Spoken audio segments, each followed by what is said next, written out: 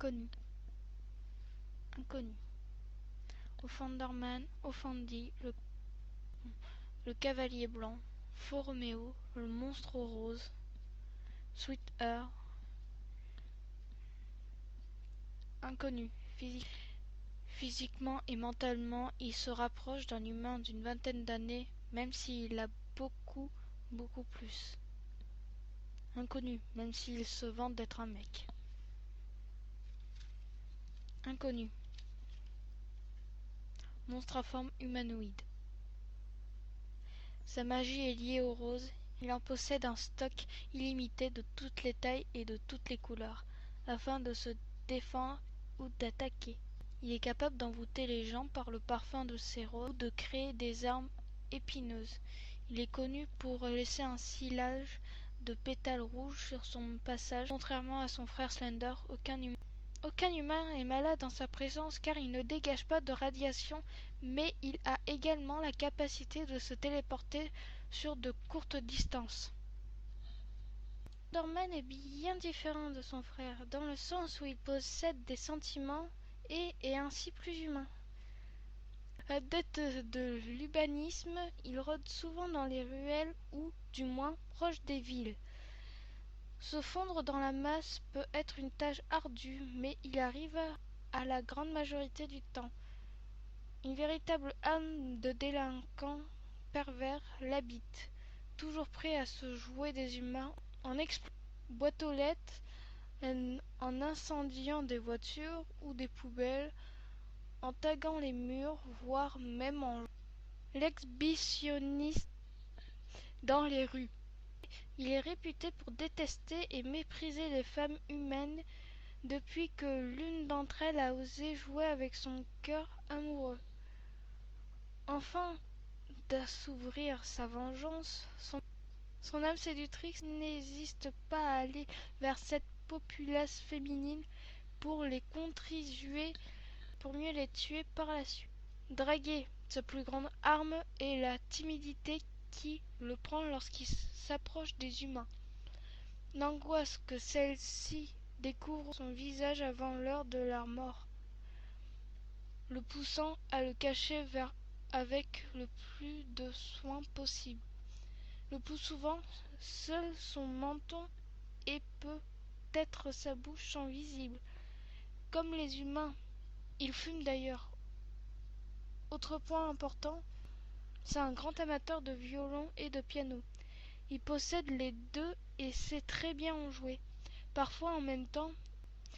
Et le pire, c'est qu'il a en permanence sur lui on ne sait trop où, loin d'être un psychopathe aussi acharné que Slender. Offenderman est plus propice à la déconnade et fait souvent preuve d'un humour acide et détonnant.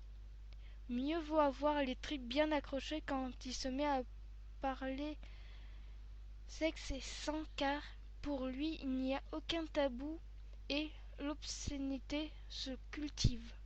Malgré ce caractère moins à cheval sur les règles, mieux vaut éviter de lui manquer de respect, sinon il se fera un plaisir de montrer qu'il domine sur le terrain, et ce grâce aux mêmes atouts et armes que son homologue des forêts. En bref, vous l'aurez compris, Offendy possède une personnalité dynamique, certes sacrément choquant et difficile à supporter, mais au moins il ne tue pas tout ce qui bouge sans nourrir et arriver même à se rapprocher des humains. Enfin, du moment qu'il ne voit pas son visage, sinon c'est une autre histoire. Offenderman, comme Slender, possède un corps long et trapu, difforme. Il est cependant moins grand et fin que son frère, ne dépassant les humains que d'une tête. Ses bras sont légèrement plus longs que la moyenne, mais également plus musclés et plus épais. Pareil pour ses jambes. Son visage, lisse, pâle, est fait d'une peau blanche incroyablement douce et chaude pour quiconque possède l'honneur de la toucher. Une bouche aux lèvres tout aussi blafarde, tellement qu'elles en paraissent inexistantes. Pour ponctue cet ovale si différent de celui d'un humain, pas d'œil, Pas de nez, pas d'oreilles, pas de cheveux, juste sa bouche, toujours souriante d'un air pervers et supérieur, pleine de crocs dissimulés avec attention. Il porte habituellement un long manteau noir flottant le sol, cachant le plus possible sa peau pâle de son corps qui semble sculpté dans le marbre. Pour charmer les dames, il s'est en effet doté d'un corps d'Apollon, histoire que ces dernières aient une vision du paradis avant de mourir dans d'atroces souffrances. En cachant surtout le fait qu'il porte rarement quelque chose au-dessous de cette grande veste noire, faite d'un tissu et à la fois doux et froid comme la glace. Son manteau porte également un col toujours relevé, montant jusqu'au niveau de ses oreilles s'il en avait.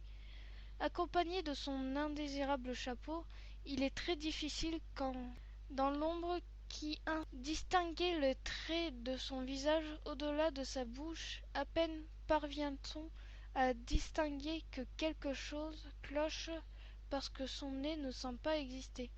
Offandi porte également des longues bottes montant jusqu'aux environ 5 centimètres au-dessus des genoux. Il est capable de se déshabiller en 3 secondes, son record pour l'instant. Ses mains fines, toutes aussi blanches, sont l'unique chose qu'il n'hésite pas à dévoiler, que ce soit pour offrir des roses ou pour glisser une caresse taquine destinée à séduire une femme. Tout comme Slender, il possède 6 appendices capables de surgir de son dos à une vitesse effroyante, à ceci près que ses tentacules à lui sont aussi blonds que sa peau. Son apparence de monstre n'est plus à prouver, mais il avait tout pour le cacher afin de séduire ses victimes et les entraîner jusqu'à la mort. Alors, depuis sa plus tendre enfance, Offandi a vécu avec son grand frère dans la forêt. Ce dernier l'a entraîné et enseigné de nombreux usages et mis en garde face aux humains. Longtemps Slender a chassé pour lui jusqu'à ce que le jeune frère soit capable de se débrouiller par lui-même. Déjà très tôt, il exprima le besoin de s'éloigner de ce seul membre de sa famille, morbide, terrifiant, de par sa puissance et ses pensées, et surtout incapable de ressentir quoi que ce soit. De cette manière, il s'est mis à rôder près de la ville humaine, afin d'être plus proche de ses victimes. Bien évidemment, lorsqu'il n'est pas en chasse, il retourne auprès de son frère ou traîne dans des endroits peu recommandables. Les hommes cibles de Offenderman sont presque uniquement des femmes allant de l'adolescence aux femmes de la cinquantaine. Il lui arrive d'avoir à tuer des hommes, mais dans ces cas-là, il ne s'agit que d'un mari, amant ou petit copain arrivé au mauvais moment. Avant le choc, il lui arrivait de traîner avec des enfants, étant délinquant lui-même.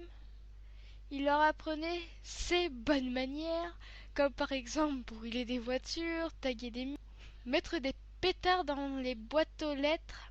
À présent, s'il parle à des enfants, c'est expressément pour les séparer de leur mère ou les faire s'occuper tranquillement, histoire qu'ils ne se mettent pas à crier ou appeler à l'aide en découvrant par la suite leur figure maternelle, entre les mains d'un monstre. La cause de son changement de ressenti par rapport aux humains arriva suite à son seul et unique coup de foudre. Jouer avec les sentiments des humains était pour lui quelque chose de sibyllin jusqu'à ce qu'il fasse la connaissance de celle qui lui plut au-delà du raisonnablement. Malgré les risques qu'il avait fondés et des nombreuses mises en garde de son frère, leur relation dura des mois, passant de la simple amitié à quelque chose de plus profond. Un beau jour vint où cette femme lui posa finalement la question tant redoutée. Montre-moi ton visage. Après une vaine résistance et un refus absolu, elle parvint cependant à attraper son chapeau, découvrant ainsi son visage uniquement ponctué d'une bouche aux traits crispés. À partir de ce moment précis, il ne la revit plus jamais. Son air terrifié et ses cris l'avaient rendu fou, et tout comme le Slenderman, il commence à changer. Alors, il se mit à traquer violer puis tuer selon ses envies toutes humaines, se présentant à lui en signe de vengeance contre celle qui avait dérobé son cœur sans le lui rendre. PS. Pour ceux qui se posèrent la question, oui, cette fable-là est toujours en vie. Le grand frère de Thunderman a simplement accédé à sa requête et effacé sa mémoire sans lui faire le moindre mal. Difficile pour lui, mais il l'a fait.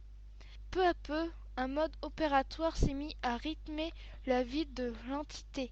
La victime est communément seule et isolée, ou plus rarement dans un groupe de 2 ou 3 personnes maximum.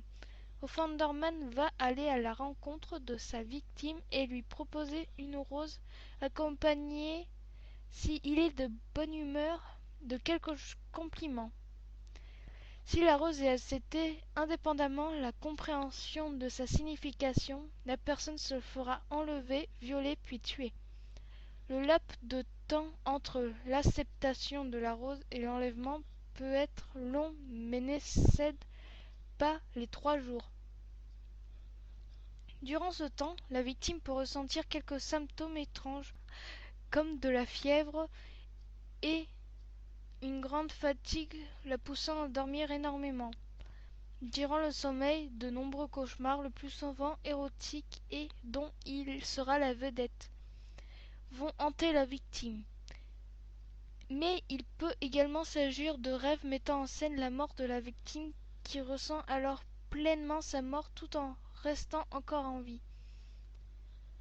Dans le cas où la victime refuserait la rose, il va commencer à la suivre, à l'espionner d'une façon légèrement plus active que celle entourage pour l'embêter jusqu'au moment où elle craquera. Cela peut aller des bruits inquiétants dans la maison de la nuit ou bien de sa silhouette apparaître dans la vision périphérique de la victime durant quelques secondes. Plus la victime va s'interroger sur sa santé et devenir paranoïaque. Au final, lassé de jouer, il ira enlever l'être tant convoité pour lui faire subir la même sort que si la rose avait été acceptée, soit, plus feignant, il incitera tout simplement à suivre le pétale de rose disséminé derrière lui à